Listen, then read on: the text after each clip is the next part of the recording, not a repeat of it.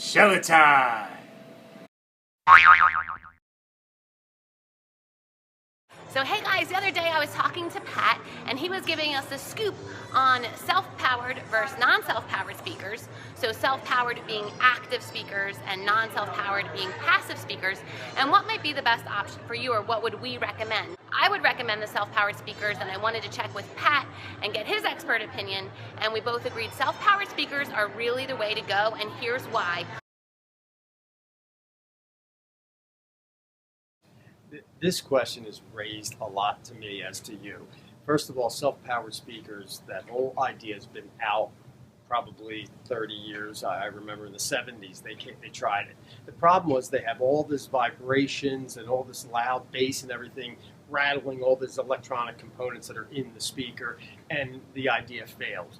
Well, with newer technology in the past 10 years or so, the components have gotten well made where there's nothing rattling off because everything is so small. They've enclosed in a little capsule in the speaker, so the vibrations from the speaker aren't vibrating, parts loose. It's just gotten 100% dependable as opposed to years past. Okay. So in taking that into consideration, the advantage of powered speakers is, yes, the obvious. You don't have to carry an amp around and it's one less set of wires. Another advantage is you have, depending on where you put it, you can put this one over here. If this is a louder room, you can turn it down. You have independent controls, independent bass, treble. Everything is independent from one to the other.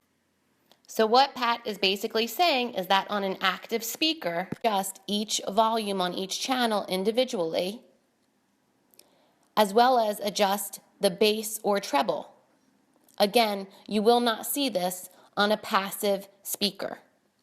When you have a power amp and speakers, you're kind of tied into, let's say you have two speakers or three speakers on one side of the amp and two or three over here. As soon as you turn one up, it turns all three up.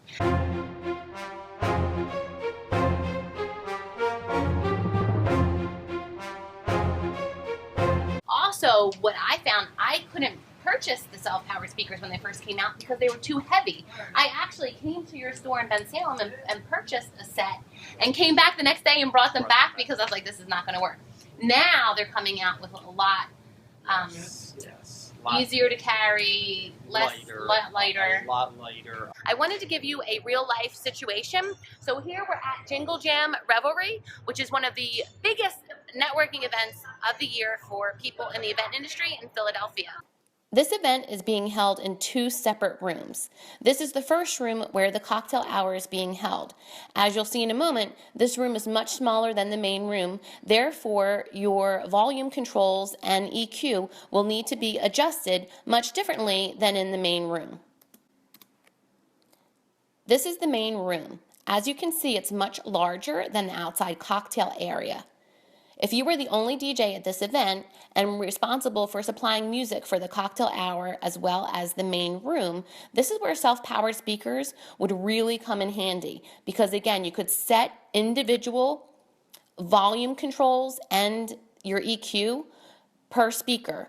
Whereas if you were hooked up to passive speakers and one amplifier, they would only run on the same volume control because you would not be able to adjust them individually. They do not have individual channel volume controls or basic EQs on the back of each speaker.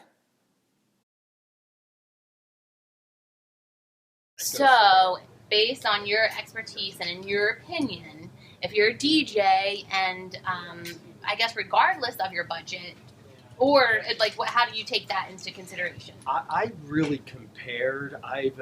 Let's just say EV for example.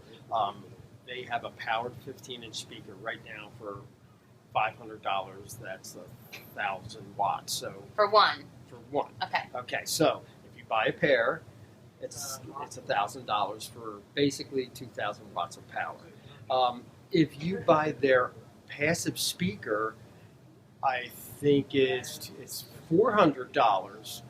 So now you have $800 and you don't have an amp. You need a 2,000 watt amp. I don't think you're going to find a 2,000 watt amp for $200. So it's really the way that they've designed it. It's the way that they're doing it now. It's almost a no-brainer. Right.